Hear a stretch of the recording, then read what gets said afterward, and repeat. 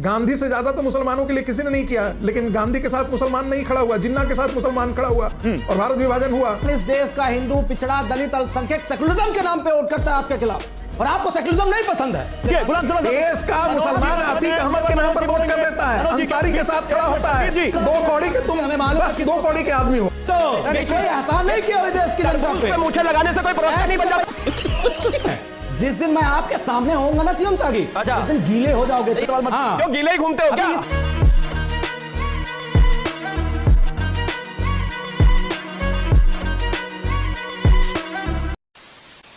नमस्कार दोस्तों, स्वागत है आप सभी का। आप देख रहे हैं डिबेट शो। दोस्तों, आज की डिबेट वीडियो होने वाली है बीजेपी के प्रवक्ता शिवम त्यागी, राजनीतिक विश्लेषक संगीत रागी और समाजवादी पार्टी के प्रवक्ता मनोज यादव के बीच में। दोस्तों, डिबेट में समाजवादी पार्टी के प्रवक्ता अपशब्दों का इस्तेमाल कर रहे थे, जिसके बाद पहले तो संगीत रागी ने पेला और उसके बाद शिवम त्यागी ने रेला। दोस्तों, वीडियो बहुत मजेदार होने वाली है, आपसे अनुरोध है अंत तक जरूर देखना।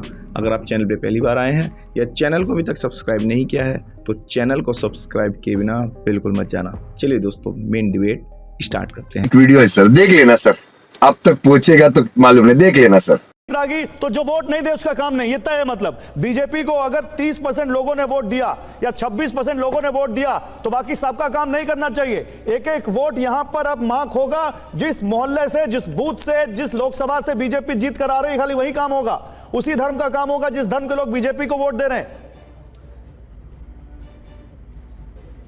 देखिए, सबसे पहले तो शुभेंदु अधिकारी जी ने जो कहा है या गिरिराज जी ने कहा है, वो इस देश के करोड़ों हिंदुओं के मन की बात को व्यक्त करता है।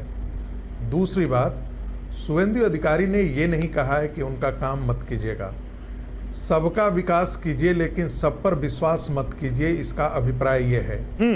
क्योंकि मुसलमान दीन के नाम पर वोट करता है, मुसलमानों को पता है कि उनको क्या करना है। संगीत जी, आप मान रहे हैं कि जो पीड़ा शुभेंदु अधिकारी के मन में है वो आपके मन में भी है, वो बीजेपी के कार्यकर्ताओं और समर्थकों के मन में भी है, और आप मानते हैं कि ऐसा होना चाहिए?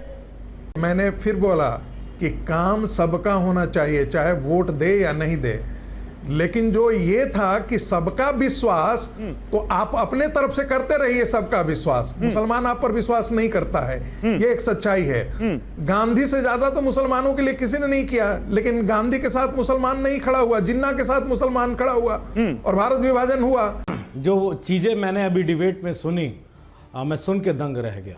क्या गजब गजब का और विभिन्न विभिन्न क्वालिटीज का जहर उगला गया। किसके खिलाफ? इस देश की जनता के खिलाफ। कौन दे रहा है? नरेंद्र मोदी अपने घर से दे रहे हैं क्या, या भाजपा दे रही है? इस देश के आम आदमी का पैसा आम आदमी के काम में जाता है। वो घर के रूप में, अनाज के रूप में, राशन के रूप में, किसी भी रूप में देख लीजिए। इनडायरेक्ट टैक्स हर व्यक्ति पे करता है, डायरेक्ट टैक्स भी जो पे करने वाले वो पे करते हैं। तो ये कौन सा टीवी पे महिमा मंडन कर रहे हैं कि नहीं देंगे? काहे? पिताजी का राज है क्या? टैक्स मोदी जी अपनी जेब से लाते हैं क्या? इस देश के आम आदमी का पैसा है और आम आदमी के काम में ही खर्च होगा। ये अनावश्यक बात कम की जाए। गौरव जी, मैं महत्वपूर्ण बिंदु पे आता हूं। और अभी आरएसएस के जो व्यक्ति बैठे हैं, रागी जी बड़ा गजब का बजा रहे थे। मैं ये समर्थन करता हूं, मैं वो समर्थन करता हूं। इस देश का अधिकांश मुसलमान इस देश के हिंदुओं को वोट करता है, सबसे ज्यादा हिंदुओं को बोल रहा हूं, मैं किसी संस्था का प्रतिनिधित्व नहीं करता। नहीं, हमने उनको किसी संस्था के प्रतिनिधि के तौर पर बुलाया भी नहीं। आप अनावश्यक किसी चीज को मत के लिए वो आरएसएस के प्रतिनिधि के तौर पर इस डिबेट में नहीं है। ये बात तो मैं भी क्लैरिफाई करूंगा। हाँ, बोलिए मनोज जी। बिल्कुल, अरे बिल्कुल, मैं हिंदुत्व के साथ खड़ा हूं, मैं किसी संस्था का प्रतिनिधित्व नहीं करता हूं, चाहे वो भारतीय जनता पार्टी क्यों नहीं हो। बीच में मत बोलिए, मैंने आपको बहुत ध्यान से सुना है। धैर्य रखो भाई। नहीं तो आप, मैं बीच में नहीं बोल रहा हूं तो आप बिना मतलब का कोट मत कीजिए, आप अपने तर्क को रखिए, चिल्लाइए मत। क्यों ना करे? इस देश का मुसलमान, इस देश का हिंदू, पिछड़ा, दलित, अल्पसंख्यक सेकुलरिज्म के नाम पे वोट करता है आपके खिलाफ, और आपको सेकुलरिज्म नहीं पसंद है। सीधी बात यह है, कोई सेकुलरिज्म के नाम पर नहीं इस देश का मुसलमान वोट करता है। इससे बड़ा कोई बकवास नहीं हो सकता है कि इस देश का मुसलमान सेकुलरिज्म के नाम पर वोट करता है। इससे बड़ा कोई बकवास और इससे बड़ा कोई जहर नहीं हो सकता। एक-एक करके, सब वाहियात और बकवास है। संगीत जी अभी आप बोलिएगा, संगीत जी अभी आप बोलिएगा। मनोज जी अपनी बात कंक्लूड कीजिए। एक मिनट, गुलाम सरवर साहब रुकिए। गुलाम सरवर साहब, देश का मुसलमान अतीक अहमद के नाम पर वोट कर देता है, अंसारी के साथ खड़ा होता है। वो अंसारी में क्रिमिनल नहीं देखता है, वो अंसारी में और अतीक अहमद जहरीले इंसान, जहर मत फैलाओ। देखता है। नहीं ऐसे शिष्टाचार मत बोलिए मनोज जी, शिष्टाचार मत बोलिए, जहरीले शिष्टाचार मत बोलिए मनोज जी, ऐसे बात नहीं कर सकते देश में नफरत मनोज जी, आप फैलाओ। ऐसे बात नहीं कर सकते, शिष्टाचार मत बोलिए। ऐसे ही बात होगी। तुम यादवी समाजवाद से बाहर निकलो, मुझको ट्रोल कर रहे तुम हैं। यादवी समाजवाद से बाहर निकलो, क्या है? तुम यादवी गुंडागर्दी से बाहर निकलो। इसकी बात तुमको समझ में आएगी, तुमको मेरी बात समझ में नहीं आएगी, क्योंकि दो कौड़ी के तुम बस दो कौड़ी के आदमी हो। गजब बेइज्जती है। हस्ताक्षेप नहीं, रुकिए, दो शब्द क्यों बताइए? शिवम रुकिए, मनोज जी रुकिए, शिवम जी रुकिए, शिवम मनोज जी रुकिए, संगीत जी रुकिए, स्क्रीन पर सब कुछ छोड़िए, ये देखो मनोज जी नहीं, मनोज जी आपत्तिजनक भाषा का इस्तेमाल बिल्कुल एंडोर्स नहीं करूंगा मैं अपनी डिबेट में, आपसे भी नहीं और किसी से भी नहीं, आपसे भी नहीं, संगीत रागी जी से भी नहीं। संगीत शिवम को लाइए केवल। शिवम मुझे ये बताइए, क्या यहां पर शुभेंदु अधिकारी ने आप लोगों को फंसा दिया? अगर ये उनका पर्सनल स्टेटमेंट भी है तो एक तो वो बहुत बड़े नाम है बंगाल में, राष्ट्रीय स्तर पर भी, और अगर वो अपनी पर्सनल पीड़ा भी कह रहे हैं तो आपने क्या उनसे कोई अभी तक कोई क्लैरिफिकेशन मांगा कि आपने ऐसा क्यों कहा?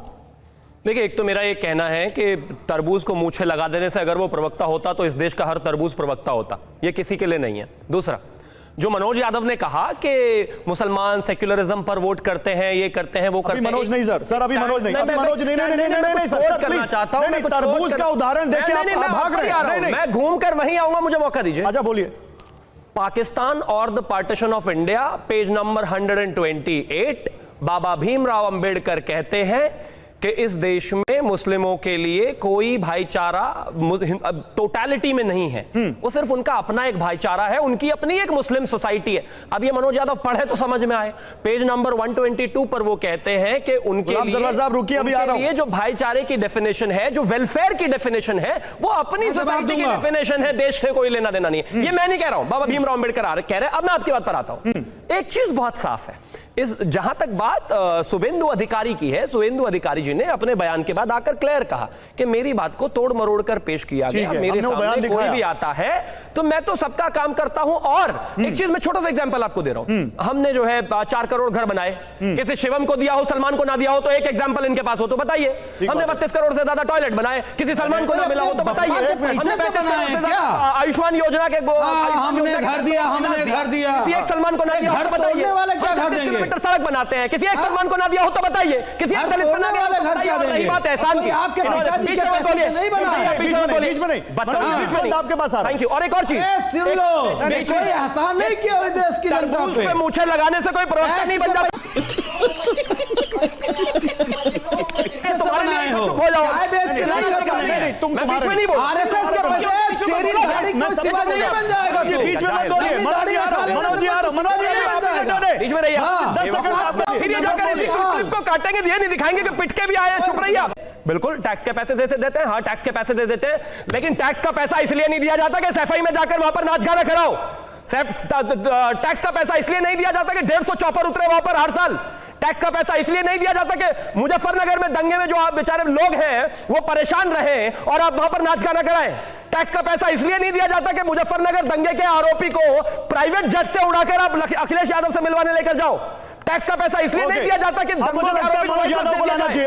तरबूज मोच अज्ञानता की बातें आप चाहते हैं आपके टीवी चैनल पे होना, ज्ञान वाली बातें होनी चाहिए। जवाब सुन लो यार। अरे कब बोलोगे भाई, जवाब सुनो करते रहते हो, जबान 16 पोस्टें निकलती हैं लोकसभा में, ऐसा नहीं लोकसभा में 16 पोस्टें निकलती हैं।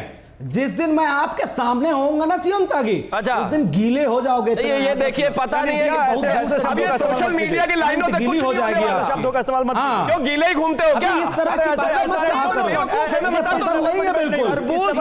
क्यों बार-बार टोकते हो? इंसान पढ़ना पड़ता फिर।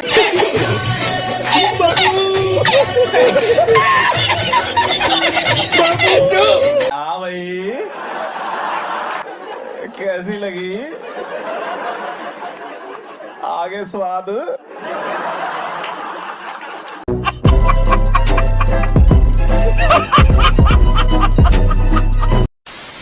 तो दोस्तों अगर आपने वीडियो अंत तक देखी है तो उम्मीद आपको वीडियो पसंद आई होगी। वीडियो के बारे में आपकी क्या राय है कमेंट्स करके ज़रूर बताएं। वीडियो को अंत तक देखने के लिए आप सभी का बहुत बहुत धन्यवाद। मिलते हैं बहुत जल्द अगली वीडियो में, तब तक के लिए जय हिंद, वंदे मातरम।